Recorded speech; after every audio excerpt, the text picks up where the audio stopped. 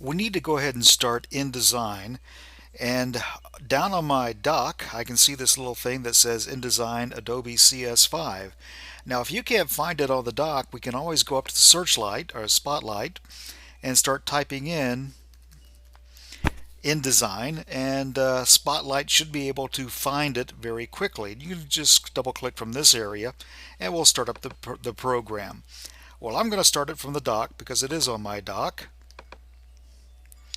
And we see that it is loading up. Now you may see a window that looks something like this that says InDesign and gives you some options. If you don't see this window, it's not a big deal because someone may have checked the box down here that says don't show this again. I'm going to go ahead and click the little red closure box because we don't need it.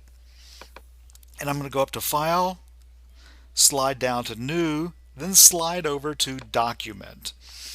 We have a window that allows us to create the type of document that we're looking for. One of the new things that we have this time is intent, because InDesign now has a lot of items that allows you to work with web pages built in. I'm going to go through and start making some changes. The first thing I'm going to do is I'm going to make sure that facing pages, which will allows you to see a left page and a right page in a book or a newspaper type setting, I'm going to turn that off. Also, I want to make sure that master text frame is off. Paper size, well, we're going to create our own paper size. We're going to type in, first off, for the width, 72 picas and 0 points. On the height of this page, we're going to make it 145 picas and 6 points. The orientation, we're going to place that as portrait by clicking on that icon. We're going to create 6 columns across our page, but the gutter is going to be actually 0 points, or 0 picas and 6 points. Our margins, and I'm going to click on this item to break the link so that they're not all the same size. Let's make our top margin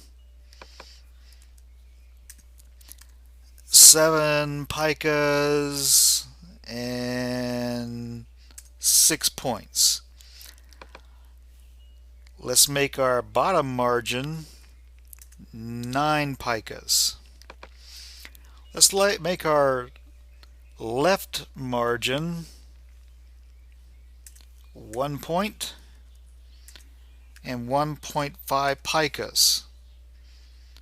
And the right margin is also going to be 1.5 picas. Well, let's look over this. This looks decent. By the way,